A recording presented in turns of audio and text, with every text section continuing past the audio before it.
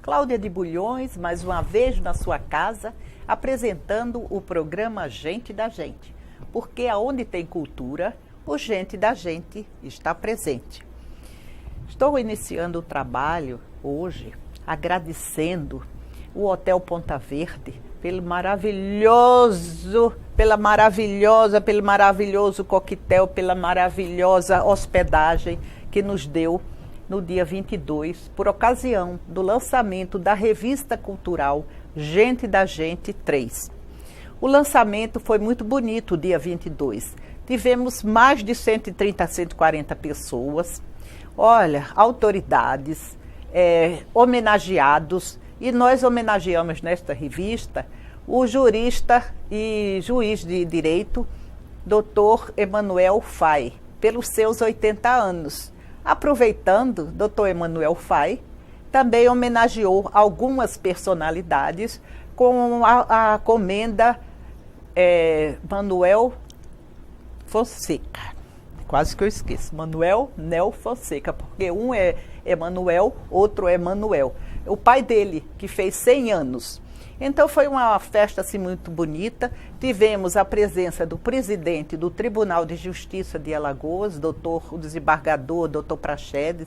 Tivemos pessoas as mais variadas. E a nota foi que nós tivemos um convidado especial, que nós convidamos ele para fazer uma homenagem. O soberano grande comendador da maçonaria. E ele veio do Rio de Janeiro para receber esta comenda do Gente da Gente. Olha, se vocês imaginarem como eu fiquei satisfeita, mas eram tantas pessoas que eu cumprimentei a todos, mas peço que me perdoem se com alguém eu não fui tão gentil ou não fui tão, assim, não recebi no colo, como deveria ser recebido. Não houve nenhum senão, mas aqui eu peço desculpas, porque tiveram colegas minhas, tiveram pessoas do judiciário, pessoas das academias de letras, Academia Alagoana de Letras, Academia Alagoana de Cultura, Academia Maceuense de Letras, a Lane, a Nara Sá estava presente. Gente, foi uma maravilha. E o Hotel Ponta Verde, assim, eu não posso deixar de agradecer. Foi maravilhoso. Alice, você é uma lady, uma gentleman. Muito obrigada, Alice, do Hotel Ponta Verde. Mas chegamos ao ponto da nossa entrevista. Hoje estamos aqui com uma escritora maravilhosa. Vou ler um pouquinho do currículo dela antes de apresentá-la. Filha de Manuel Nery da Silva e Raimunda Cordeiro. Agora, interessante, cursou Direito na Universidade Federal do Acre, pós-graduada em Direito Penal e Processo Penal na Universidade Federal do Amazonas, UFAM, e Gerenciamento de Micro e Pequenas Empresas na Universidade Federal de Lavras, UFLA. E ela foi funcionária da Caixa Econômica Federal durante 27 anos. E, pela Caixa Econômica Federal, ela trabalhou em vários estados da federação. E ela também foi secretária de Finanças e gerente municipal de convênio de Chã Preta. Quem é ela? A nossa querida amiga Verônica Galvão. É um prazer ter você, Verônica Galvão. Prazer é todo meu, Cláudia. É uma honra estar aqui hoje no Gente da Gente com você. A Verônica ainda está meio tímida, sabe? Mas daqui a pouco vocês vão ver, porque ela lançou há pouco tempo o livro Manel Gameleira e seus causos. Esse livro foi um sucesso tão grande, foi um sucesso maravilhoso. Então, nós estamos querendo que vamos falar primeiro um pouquinho sobre esse livro, para depois falar no livro que ela vai lançar. Ela vai lançar no dia 6 de outubro, na Bienal do Livro, no estande da Biblioteca Pública Estadual. Do estande da Biblioteca Pública Estadual. E esse livro é o cotidiano sobre poesias, com poesias. Mas a gente, no momento, vai conversar um pouco sobre Manel Gameleira.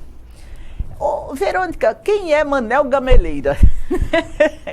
Manel Gameleira é um acriano, contador de histórias.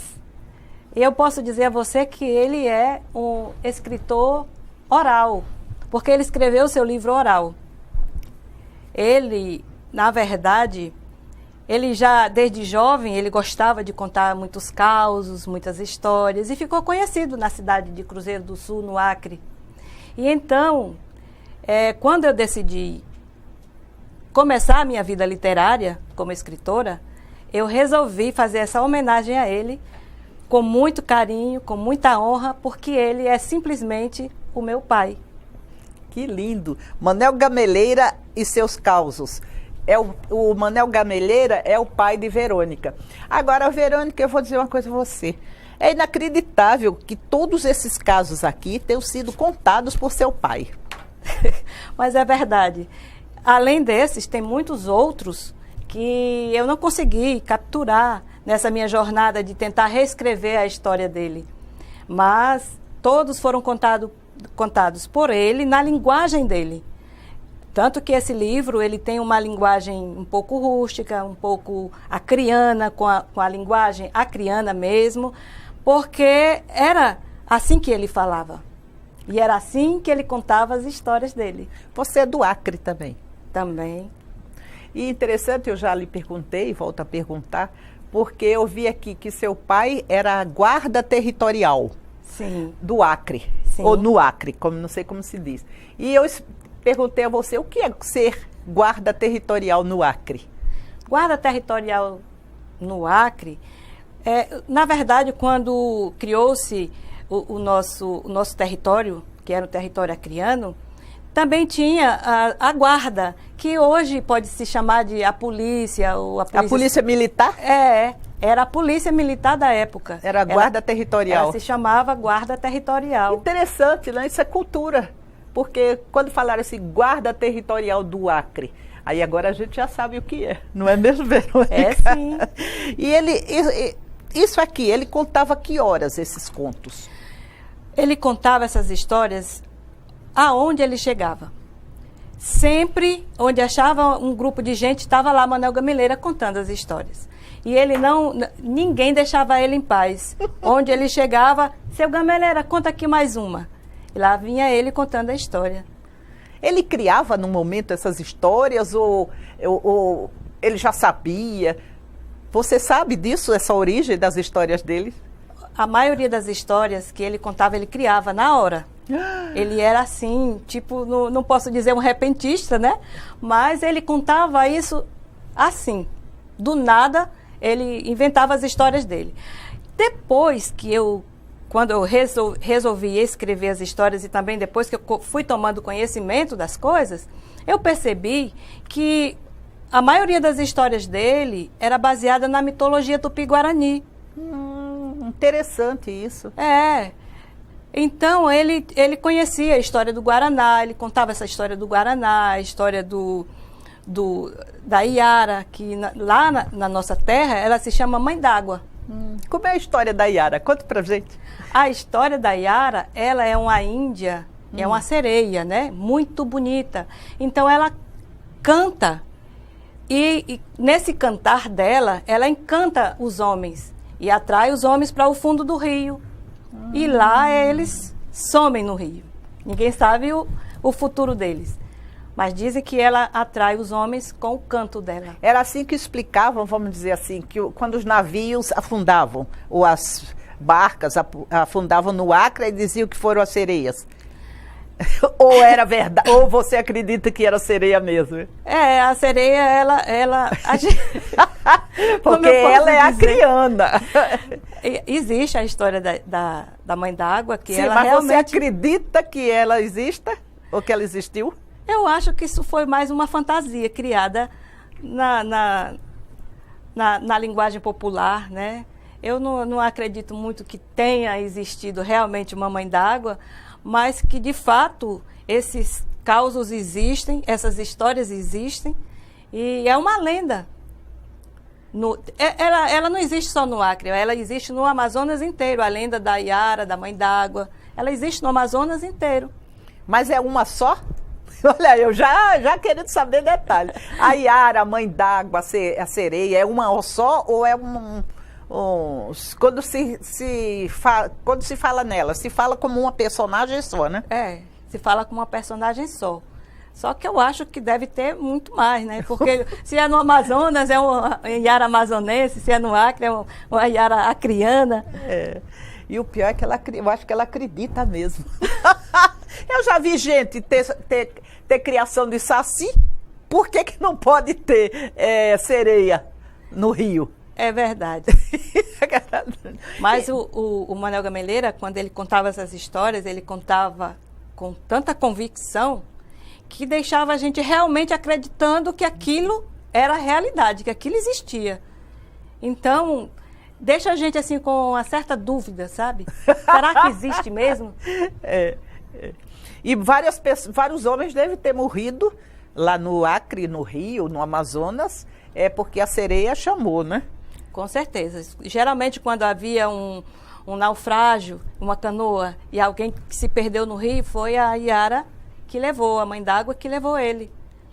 Olha. Geralmente isso acontecia. Também tem as histórias do boto. Sim, conta a história do boto. O boto tem o boto cor-de-rosa, o boto azul. Então esse boto, na noite de lua cheia, ele se transforma num jovem muito bonito. E esse jovem bonito encanta e engravida as meninas, as virgens, as ribeirinhas. Até hoje o boto ainda engravida. Porque eu sei de histórias que diz assim, o filho dela é filho do boto. Até hoje. É mãe solteira. Por se dizer mãe solteira, mas até hoje ainda existe essa história do boto. E o que mais existe lá pelo Acre, pelo Amazonas, de história assim, folclórica? E que o Manuel Gameleira tenha contado aqui no livro dele. Olha, tem muitas histórias. Tem uma que eu não coloquei nesse livro porque eu tenho medo dela até hoje. Eu não vou mentir. Olha que interessante. Eu tenho medo dela até hoje. Ele contava e eu me arrepiava. A história da Matita Pereira, que é uma velha, que ela tem os cabelos assim cobrindo o rosto. Matita Pereira. E que ela passa assoviando. E quando ela passa assoviando, o dono daquela casa tem que oferecer tabaco para ela, ou comida, ou alguma coisa parecida. Se não oferecer, ela vem, amaldiçoa, e aquela pessoa se transforma numa Matinta Pereira. Então olha, que interessante. Até hoje, eu tenho receio da Matita Pereira, tanto que eu não coloquei no livro. Você não quer se transformar numa Matita Pereira? Nunca.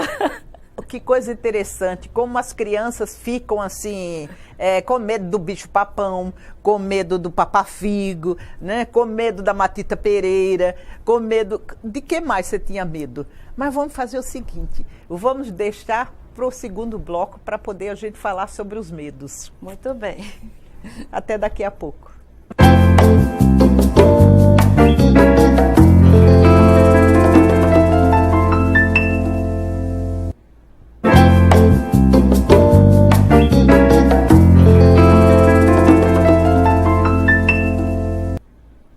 Cláudia de Bulhões voltou na sua casa. Você que está nos assistindo da sua cama ou na sua mesa do almoço, porque o programa tem vários horários. Então é fácil. E quem não tem a televisão, a NET, que é o canal 7 da grade da NET, vejam pelo YouTube.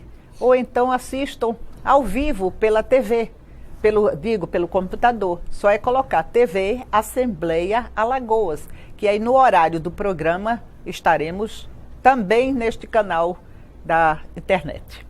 Continuando com Verônica Galvão, com os medos de Verônica Galvão, do folclore acriano.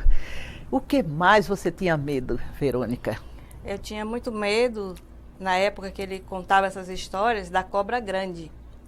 Na verdade, essa história surgiu, assim, existe ainda o fórum.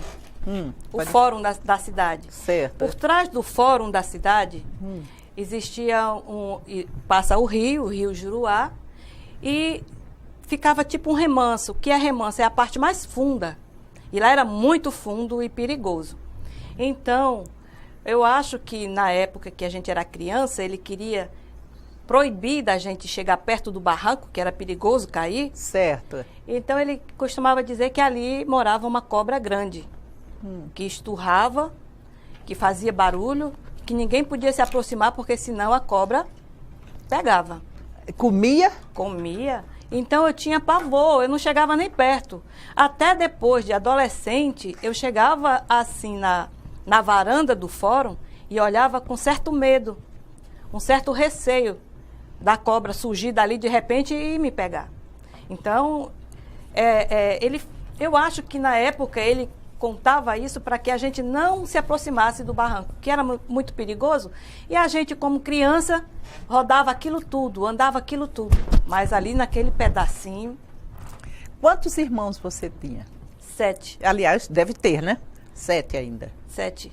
Não, éramos 7, mas um já faleceu.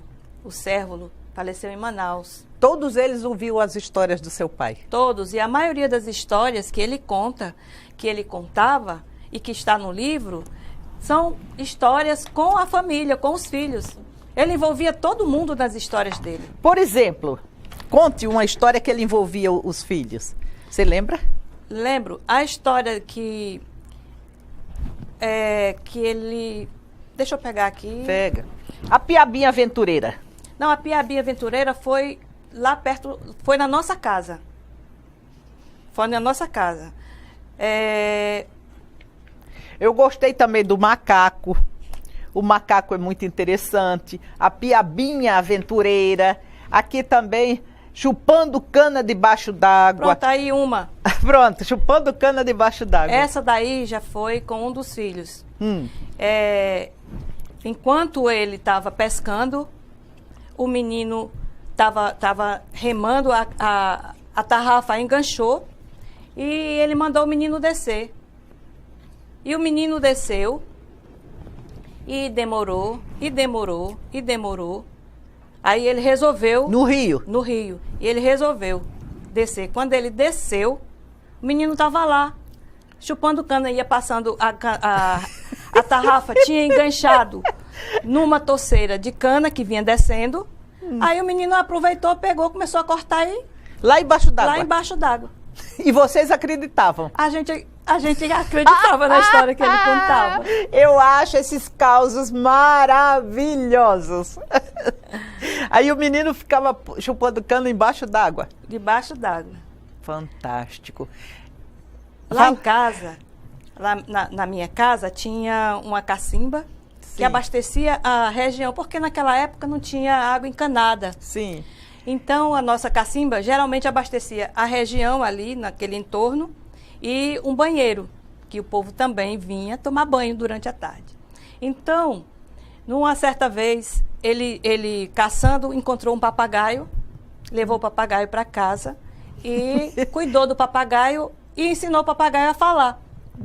Então, certo dia, o papagaio já sabendo falar, o povo começou a chegar para tomar banho no banheiro. Olha, que espetáculo essa história. Quando batia na porta, alguém respondia, tem gente. Era tipo um banheiro. Era um banheiro. Certo. Aí batia na porta, tem gente. Então, a fila foi se formando, né? Aí a minha mãe olhou aquela fila e o povo já reclamando que queria tomar banho, e a pessoa não saía do banheiro. Aí ela foi lá, quando ela bateu na porta, tem gente. Aí ela reconheceu a voz. Do papagaio. Abriu a porta, quando abriu, ele botou as asinhas assim e disse, bonito, imagine se eu tivesse nu. Mas isso aconteceu mesmo. Olha eu já. Claro que não. Era a história que ele contava. Então, ele contava de uma forma que deixava a gente na dúvida. Será que existiu? Será que não existiu? Porque você vê, até o nosso lado infantil, no meu caso agora, perguntei, existiu mesmo?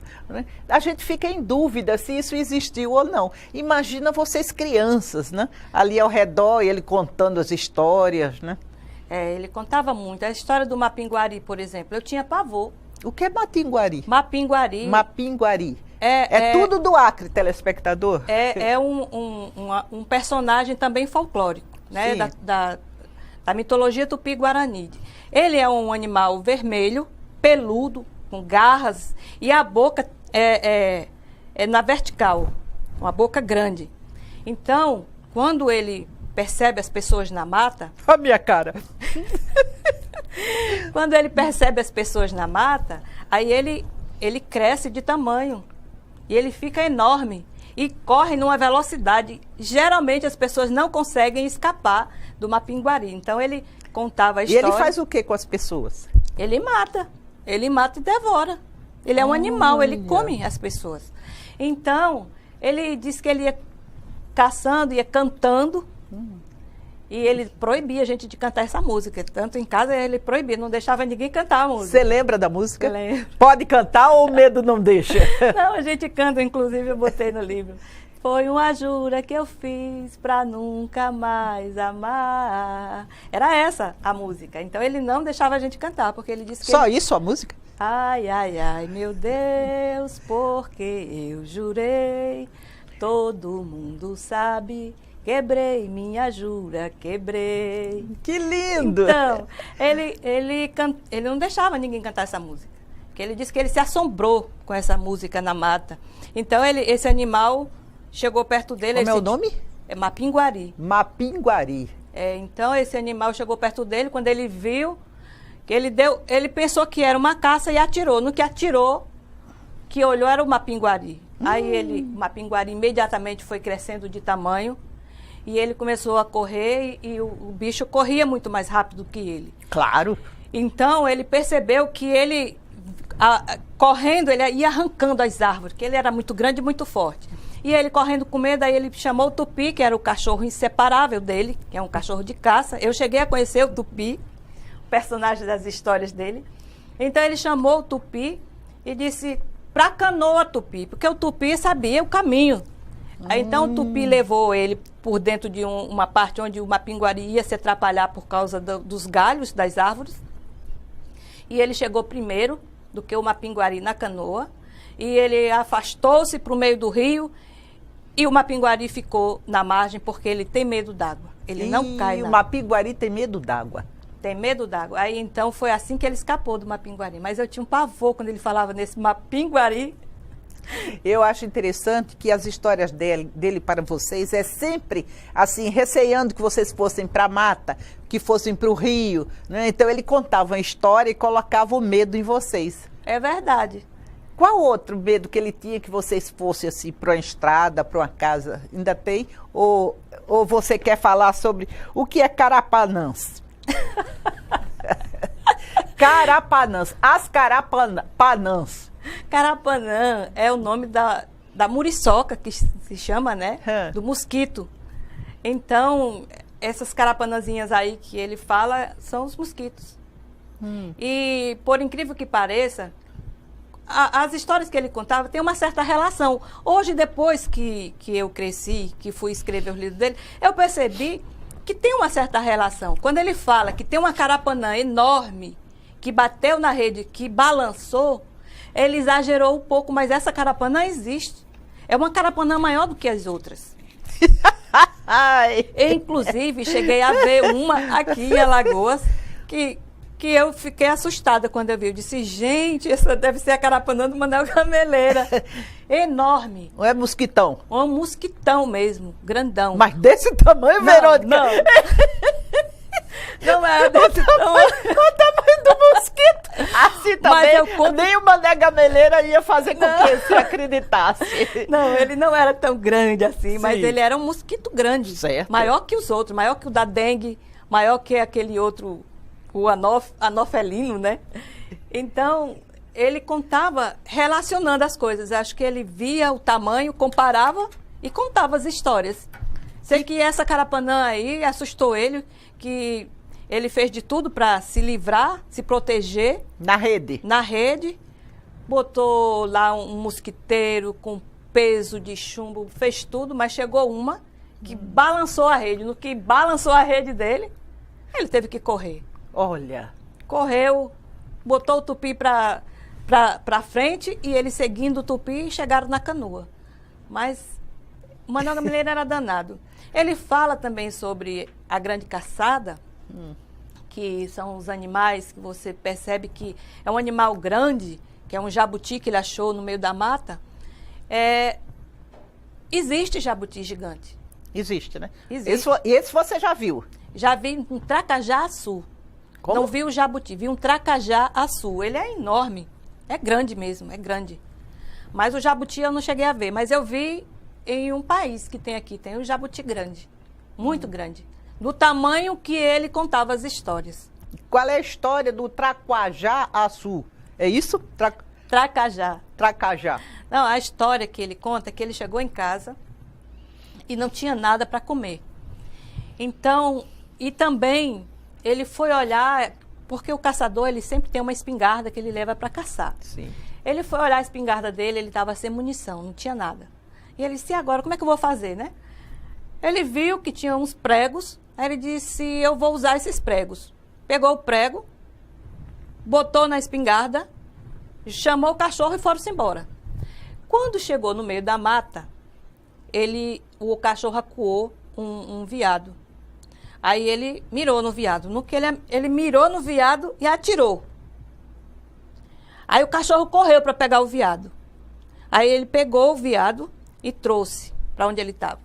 No que ele foi agradecer a Deus por aquela caça, ele se ajoelhou. No que ele se ajoelhou, que fez assim, aí sentiu alguma coisa na mão dele. Quando ele olhou, tinha uma anambu. Nambu é um pássaro. Aí tinha uma anambu. Aí ele pegou a anambu. Mas no momento que ele pegou a anambu, ele viu a terra tremer. Ele, meu Deus, o que é isso? Um tremor de terra. No que ele se levantou rapidamente, que olhou, ele tinha se ajoelhado em cima de um grande jabuti. Eita. Aí essa foi complicada.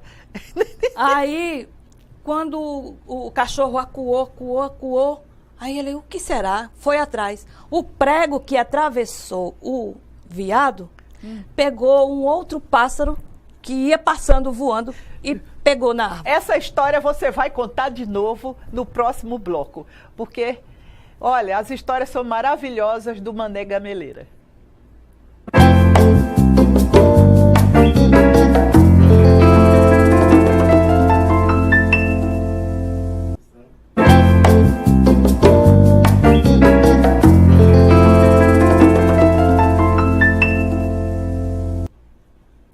Gosto muito de causos. O programa Gente da Gente está novamente na sua casa com os causos de Mané Gameleira, da sua filha Verônica Galvão, que fez o livro do Manuel Mané Gameleira, certo? Nós aproveitamos para contar os causos dele, que são maravilhosos. Verônica, eu vou pedir para você repetir a grande caçada, porque a gente interrompeu. Muito bem. Manuel Gameleira, certo dia chegou em casa e viu que não tinha nada para comer. Então ele resolveu caçar. Foi pegar a espingarda, porque todo caçador precisa de uma espingarda, e percebeu que estava sem munição. Então ele olhou, procurou, encontrou uns pregos, aí disse, eu vou usar esse prego, é a única saída. Pegou o prego, botou na espingarda e adentrou a mata juntamente com o tupi. O tupi era companheiro... Companheiro de caçada, é um cachorro... E de mentira também. Bom, que era um caçador, ele também, o tupi se fazia, né? É. Bom, então eles adentraram a mata e lá pelas tantas o tupi acuou um veado. Aí o Manuel Gameleira se preparou e atirou. Pei! Aí o tupi correu, porque quando ele atirava, o tupi já ia pegava a caça. Aí ele foi, pegou a caça, trouxe para onde ele estava. Em seguida, ele foi agradecer, Manuel Gameleira foi agradecer a Deus pela caçada, né? Porque ele conseguiu um veado só com prego. Então ele foi, se ajoelhou e levantou as mãos aos céus. Quando ele fez assim, sentiu alguma coisa tremer na mão dele, que ele apertou, era um anambu, que ia passando, voando. Aí ele pegou a anambu. No que ele pegou a anambu, o chão tremeu. Aí ele, meu Deus, é um terremoto? que está acontecendo? Ele levantou-se imediatamente, que olhou um jabutiaçu. Ele tinha se ajoelhado em cima de um jabuti. Enorme. Aí ele, meu Deus, que alegria um negócio desse. Nisso, Tupi continuou acuando. O veado. Não. Acuou e ele amarrou aqui os animais, né? E seguiu. Quando ele chegou lá, era uma galinha d'água. O prego que atravessou o veado seguiu, pegou uma galinha d'água que ia passando, voando naquela hora. Pregou ela numa árvore. Aí ele trouxe para casa. Aí disse, e agora? O que eu vou fazer com todos esses animais para levar para minha casa? Ele pegou um cipó, amarrou no pescoço do animal, do quelônio, né, que é o jabuti grande, e botou as caçazinhas atrás, o veado, a galinha d'água, a nambu, e o tupi ia acuando, ia latindo, e seguiram para casa, ele em cima do jabuti. Chegou em casa, ele em cima do jabuti, com o veado, o anambu, a galinha d'água e o tupi latindo. Isso você é capaz de dizer que viu.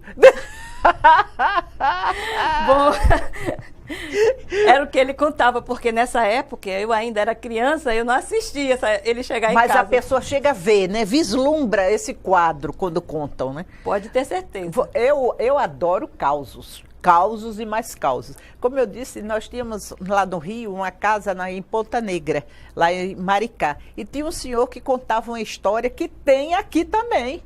Tem. Como é que essas histórias se passam? Era a história da macaxeira, do aipim. No Rio ele contava que o aipim passava. Conta só essa. Na verdade, ele contou essa história com o meu irmão, o Cérvulo. Ele disse que o Cérvulo estava dando comida para as galinhas e de repente o menino desapareceu. E ele tinha muito cuidado com os meninos porque a gente morava na Vila Portugal, tem uma cidadezinha lá, na cidadezinha onde eu nasci. E então, ele tinha muito cuidado porque existia um barranco na frente da casa e as crianças poderiam cair naquele barranco. Então, ele era muito cuidadoso, ele e minha mãe. Então, Cérvulo se calou, as galinhas se calaram e ele, cadê esse menino? E haja procurar o menino e nada de encontrar o menino. E lá pelas tantas botou a vizinhança toda atrás e ninguém encontrava. Quando Cérvulo lá do outro lado do rio, pai! Pai! Ele o quê? Como foi que esse menino atravessou? Ele pegou a canoa, foi lá, botou o menino de volta. Quando chegou em casa, pegou o cinturão e batia na mesa. Vai me dizer como foi que você atravessou o rio? Quem lhe mandou fazer um negócio desse? Você não sabe que é proibido? E batendo na mesa e o menino, pai, não, pai, foi o buraco, o buraco. Que buraco, menino? Que buraco é esse? O buraco, pai. Me mostra esse buraco. Aí lá se vai ele pro buraco. Quando chegou lá, ele viu que realmente tinha um buraco. E ele entrou no buraco para saber que buraco era esse. O buraco, ele percebeu que o buraco era uma macaxeira que tinha crescido mais que as outras. E as galinhas foram comendo. Aí fizeram o buraco até o outro lado do rio. Atravessou o rio até o outro lado. Essa história eu já conheço. Então, essas histórias, esses causos, você vê. Ele no Acre contava essa história. Eu, no Rio de Janeiro, na praia de Ponta Negra, o meu compadre Valdinei já contava essa história também. Mas diz que não foi galinha, não. Foi o raposa que foi comendo a raiz até o lado de lá. Então, esses causos são muito interessantes porque eles andam pelo Brasil todo, boca a boca. E, Verônica, vou fazer um convite a você. Nós vamos ter uma tarde literária lá na Biblioteca Pública. Sim. Estadual. E você vai contar causos de vez em quando nessa tarde literária. Você aceita? Aceito, com certeza. Inclusive, aqui já em Alagoas, eu escrevi o livro, ainda vai ser lançado, A Cidade das Lendas. Eu escrevi esse livro sobre o município de Champreta, porque lá no município de Champreta, um período que eu trabalhei, tem muitas lendas. Existe a lenda do Cão de Santo Isidro, a lenda da Serra Lisa, a lenda do Fogo Corredor, da comadre Fulozinha. Então, como eu gosto de causos, eu escrevi o livrinho, ainda vai ser lançado. Mas futuramente vai sair A Cidade das Lendas, que é a cidade de Champreta. E também tem aquele outro livro seu que você está escrevendo, infantil, né? É um livro infantil. Que eu fiquei com raiva, sabe por quê, meu telespectador? Porque ela não trouxe a história do jacaré. Eu já cobrei a ela a história do jacaré. Ela não trouxe nem sabe de cor. Mas no próximo programa ela conta. Né? Conto sim. São fábulas direcionadas ao público infantil. São historinhas infantis. E que também será lançado no próximo ano. Maravilha. E esse livro, você tem para comercializar ele? Sim, o Mané Gameleira. Eu vou pedir que você dê um endereço eletrônico, não dê telefone. Se as pessoas quiserem adquirir o Manel Gameleira e seus causos, elas pedem esse livro como? Podem entrar pelo Facebook, né? Que está lá, Verônica Galvão, Facebook, a pessoa pode realmente entrar por lá. E também pelo e-mail, veronicagalvão.esc, de escritora, @gmail.com.br. .com, na verdade, não tem o BR. Não, veronicagalvão.esc, @gmail.com. Porque o livro é interessantíssimo. A Grande Caçada, então, meu Deus do céu, aquilo durou a noite toda, ele contando, né? Agora, nada se compara ao voo da canoa. Como foi que a canoa voou, Verônica? Olha, foi o seguinte, ele estava pescando. Olha, isso foi o pai dela que inventou. Nessa época, ele estava caçando já com outro irmão, o mais velho, o Ribamar. Então, eles estavam caçando, aí ele viu uma coisa bateu na canoa, forte. Ele tomou aquele susto e, de repente, ele olhou e viu quando ela levantou a cabeça e mergulhou. Aí ele disse, é a cobra grande. Aí ele pediu, como ele estava na margem já, aí ele pediu para o menino encostar a canoa para pegar ele. E ele encostou, ele entrou na canoa e vamos embora. E a cobra começou a perseguir e vamos embora. E o menino acelerou o motor e vai, e pega, não pega, pega, não pega, pega, não pega. Aí eles conseguiram se afastar da cobra, mas ficaram sem combustível. No meio do rio, a canoa sem combustível.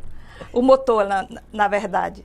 Nisso ia passando uma balsa que transporta combustível de avião, que é o querosene, né? Certo. Aí ele foi e pediu socorro. Disse, ô capitão, me dê uma ajuda aí, me dê um pouquinho de combustível aqui. Aí ele disse, mas Gameleira, eu só tenho combustível de avião. Aí ele disse, não tem problema não, serve. Aí ele, tá bom. Ele passou o combustível, Gameleira botou no motor, puxou, deu marcha no motor e foram embora. Aí lá pelas tantas, ele disse, deu vontade de tomar água, ele pegou o caneco e passou, né? No que passou, não tinha nada de água. Aí ele, novamente nada. Aí que ele olhou, a canoa era voando com combustível de avião. Menino! Já estava passando por cima da cidade. Eu não consigo!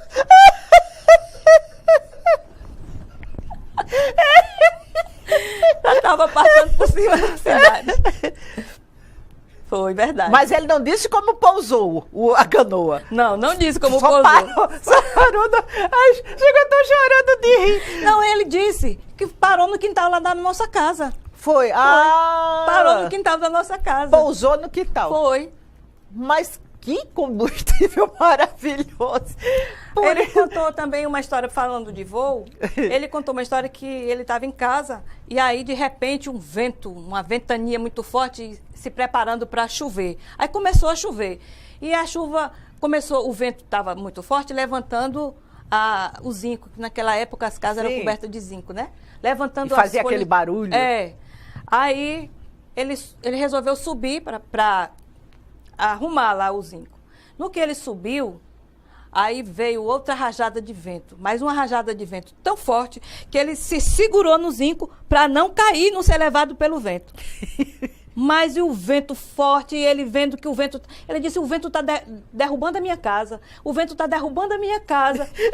Que ele olhou assim, ele estava voando... Com o zinco. Em cima do zinco, voando por cima da cidade, foi parar lá numa ladeira que tem lá, do Raimundo Sinal. Gente, que maravilha! E tem o detalhe, meu telespectador e meu caro internauta, não só são essas que ele tem, tá todo mundo rindo aqui. Imagine você adquirir um livro desse e ficar contando para seus alunos no colégio, ficar contando para seus filhos, porque nós temos que estimular as crianças a pensarem, a acreditar em conto de fadas, para sair um pouco dessa realidade dura. Porque isso aqui, os causos, são mentiras, mas todo caos tem um ponto de verdade. Alguma coisa de verdade tem. E este livro, Manel Gameleira e seus causos, é muito interessante você ter, se você tem filho, para ler para ele. Porque aí sai um pouquinho daquelas contos de fada e cai para essas coisas folclóricas, essas brincadeiras. Aí ele aprende as coisas do norte, não é? Lá do norte, do Acre, do Pará, de não sei de onde, não é? E nós vamos para o nosso intervalo, porque temos que falar sobre o livro O Cotidiano.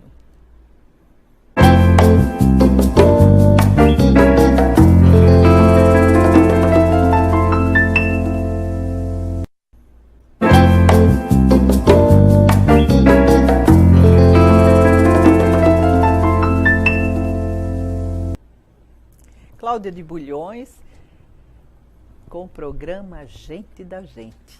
Hoje rindo muito, conversando muito com Verônica Galvão, contando os causos de Manel Gameleira, que você pode adquirir esse livro, eu insisto, adquiram e levem para casa para contar para seus filhos. Mas, Verônica, você esteve aqui para nos fazer um convite, né? Sim. Eu gostaria de convidar você e todos os telespectadores para o lançamento do meu livro Cotidiano, que será no dia 6 de outubro, das 18 às 19 horas, no estande da Biblioteca Pública, na 8ª Bienal do Livro de Alagoas. Muito importante essa Bienal do Livro. E muito importante, nós irmos lá dia 6. Dia 6 cai que dia da semana? Sexta-feira? Eu acho que é uma sexta-feira. Sexta-feira, e do horário de 18 às 19 horas. Às 19 horas. Verônica estará lá comercializando o seu livro, porque é um livro caro. Os livros hoje em dia são muito caros. Hoje em dia não, sempre foram caros, né? E estará oferecendo para quem adquirir. Importantíssimo. Mas esse é um pouquinho diferente, né? Esse aqui é o Cotidiano, são poesias. Porque Verônica não só conta causos do pai, do Manel Gameleira, ela também inventa causos, mas agora ela vai falar sobre o cotidiano. O que esse livro representou para você, Verônica? Cotidiano, ele é um livro que ele nasceu ao longo da minha história de trabalho, a minha história de vida. Ele nasceu da vivência. O meu olhar para as pessoas, para o que se passava com elas, a minha preocupação com o andar da vida, foi que me motivou a escrever esse livro. Então, são poesias do cotidiano, dos sentimentos do dia a dia, que move as pessoas. São tudo relacionado a esses sentimentos que a gente vive no dia a dia. Seja ele de alegria, seja ele de angústia, de raiva, de motivação. Ele tem, inclusive, um certo tom de aconselhamento. Muito, muito bom esse livro. Agora, você fala que tem um poema sobre a escravidão. Tem um poema sobre o desemprego. Tem um poema sobre a leveza. Tem um poema sobre mudanças. Tem poemas, tudo depende de você. Você permite que eu leia esse? Claro. Tudo depende de você, porque eu acho assim uma lição de vida. Agora, antes de eu ler esse poema, quer dizer, existem tantos bancários que se aposentam e vão escrever, não é? Eu acho que é porque bancário tem que alcançar muitas metas, fica meio, né, meio estressada, e o escrever relaxa, eles voam. Olha, tudo depende de você. Você é muito importante e a vida passa muito rápido. Nunca perca tempo, com pena de você mesmo. Valorize seus encantamentos, sua vida, sua família, os amigos, mas nunca deixe que a sua felicidade dependa de qualquer pessoa. Importantíssimo. Ninguém deixaria a sua felicidade por quem quer que seja. Só você, somente você, tem a oportunidade de fazer tudo mudar. Da tristeza para a alegria, da raiva para o amor. Procure manter o seu coração em paz. Tudo depende de você. Não delegue a ninguém o poder de controlar sua alegria, sua vontade, seu prazer. Que coisa linda, Verônica. Isso tem um fundo emocional muito grande, um fundo psicológico, vamos dizer assim, de um aconselhamento. Exatamente, porque quando a gente vê o caminhar da vida das pessoas, a gente vê muitas pessoas presas em causas que não tem fundamento. E aí isso gera um certo sofrimento. Então essas pessoas precisam entender que a vida é muito linda, a vida é maravilhosa e ela precisa ser vivida, entende? A gente precisa estar bem mais próximo de Deus, ter um coração leve, uma vida leve e viver essa vida, porque ela passa muito rápido. Ela não tem retorno, o que passa não volta. Então, é bom você viver a vida, ter prazer de acordar e ver aquele sol maravilhoso brilhando. É muito bom. Verônica, isso é assim, uma mensagem psicológica muito boa. E continuando no seu livro, tem mais. Acredite em você. Depois de tudo depende de você, e alguns poemas tem acredite em você. Sabe, às vezes, quando as coisas não dão muito certo, o primeiro pensamento que vem foi por causa de fulano ou de Beltrano, foi por isso, foi por aquilo. No entanto, caríssimo, às vezes é uma pequena desatenção. Pare, pense, faça como a águia, voe sobre seus problemas, lá do alto, olhe para baixo. Tente enxergar o erro, as falhas, e conserte, tente acertar. Acredite em você, não culpe ninguém. Não vá atrás de substitutos para o seu problema que emana de você. Acredite na força que emana de você. Mude, reinvente-se, busque a diferença e tudo vai dar certo. Acredite em você. Que coisa linda. Olha que mensagem boa, porque eu vou deixar você falar. O que é uma pessoa que não acredita em si? A pessoa que não acredita em si, ela não acredita na vida, ela não acredita no poder que emana de Deus, na espiritualidade que tem dentro dela. Então, uma pessoa que não acredita em si, ela está perdendo a vida. Ela está perdendo o gosto por essa vida maravilhosa que Deus nos abre toda manhã, nos dá uma oportunidade toda manhã de recomeçar, de se refazer na vida. Os problemas, eles vão acontecer sempre, mas existe um novo dia. E esse novo dia pode ser refeito. Muito importante. E também a gente não deve deixar a nossa felicidade na mão do outro, né, Verônica? Não porque pode. Eu que tenho que fazer minha felicidade, Verônica que tem que fazer a felicidade dela. Fulano não achou minha roupa bonita, eu tenho que me arrumar para fulano me achar bonita. Tem, claro, mas primeiro você tem que se arrumar para você se olhar no espelho e dizer, hoje eu estou bem. Ou hoje eu tenho que passar mais uma coisinha na pele para melhorar, porque aí o fulano vai gostar. Mas primeiro Um bom dia para si mesmo. Isso. Cada pessoa é única nessa vida. Não existe uma cópia. A não ser aquelas que são feitas, né, biologicamente. Eu acho interessante é que você, às vezes, senta num shopping, assim, ou senta numa praça e observe as pessoas. Não tem nenhuma igual à outra. Não existe. Não tem um cabelo igual ao outro. Meu Deus, que diversidade que Deus fez. Exatamente. O andar de um não é o do outro. Não adianta se comparar. Ah, fulano é mais inteligente do que eu, fulano é mais bonito do que eu, fulano é mais rico do que eu. Não adianta se comparar. Você é único. E outra não coisa, existe outro.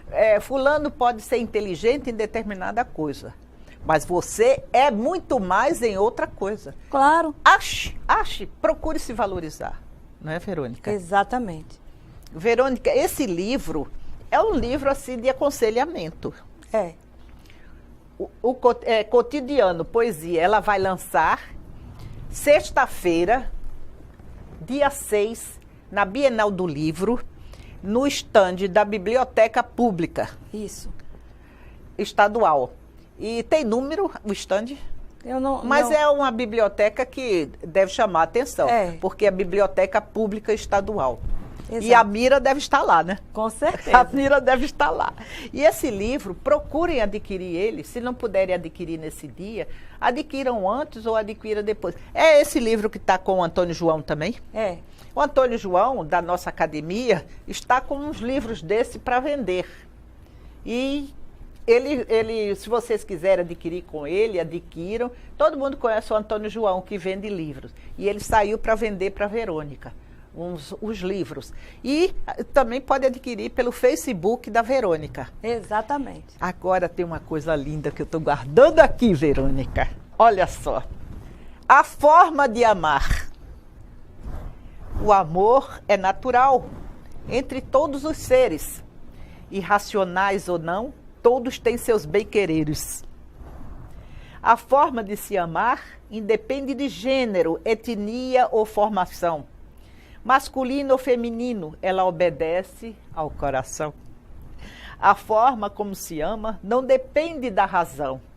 Ela é mera coadjuvante. Quem manda mesmo é o coração. Não se escolhe a pessoa, coisa ou animal. O amor é indiferente, ele nasce ao natural. Que coisa linda a forma de amar. Porque aí, mais uma vez, você faz um aconselhamento, que ninguém ama igual. Não. Não é? Quantos animais de estimação você tem em casa que você trata como se fosse gente da sua família? Como se fosse gente da gente. Gente da gente. Então, é a forma de amar. A gente se ama, as pessoas se amam. E a gente tem também que respeitar e aceitar a maneira do outro amar. Claro. Porque, às vezes, aí eu vou aproveitar aqui também como psicóloga, e interessante que ela não é psicóloga, não. Né? Eu quero que a quem eu ame me devote uma adoração 24 horas por dia, seja meloso comigo, no caso, um parceiro. Mas cada um é cada um. É pesado para a pessoa a gente colocar toda essa ansiedade em cima da pessoa. Tem pessoas que amam de maneira diferente. É. Não é isso que você quis dizer, Verônica? É isso mesmo. Coisa interessante, porque a maioria das infelicidades e dos casamentos é porque as pessoas não aceitam a maneira de amar. E geralmente as pessoas não costumam expressar o seu amor. Isso. Não custa nada. Olha, o teu cabelo está lindo, teu vestido está lindo, você está maravilhosa hoje. Não custa nada. Mas essa forma de se expressar está se tornando cada dia mais difícil. Então, isso gera um certo afastamento, as pessoas vão se isolando. Então, gente, vamos amar, vamos dizer o que sente, vamos olhar no outro, olhar no olho e dizer, você está lindo, você está linda. E também saber negar. O não é uma Sim. forma de amar. Porque eu posso dizer sim, e no meu íntimo eu estou dizendo não, e o que é que acontece? Depois eu vou cobrar aquele sim que eu dei. É claro. Olha, o negócio agora ficou diferente um pouquinho do Manel Gameleira. Agora a gente está indo muito porque eu amei este livro, porque este livro ela vai lançar, o Cotidiano vai lançar esses poemas no dia 6 de outubro, sim, das 18 às 19 horas, no estande da Biblioteca Pública Estadual, na 8ª Bienal do Livro em Alagoas. Então, se você tem alguém que você quer que essa pessoa entenda a vida, tenha um aconselhamento, agradeça, tudo tem aqui, gente. Nem sempre. Essa Amor Sem Jeito, isso tudo tem nesse livro. Então, nós, Verônica, agradecemos muito esta peça literária e agradecemos a sua presença. Muito obrigada, eu agradeço a todos. E gostaria de dizer, gente, faça do livro um seu amigo. Geralmente, quando não se tem com quem conversar, converse com seu livro. Faça dele o seu amigo, seu companheiro para todas as horas. Meu telespectador, muito obrigada pela sua audiência. Até o próximo programa.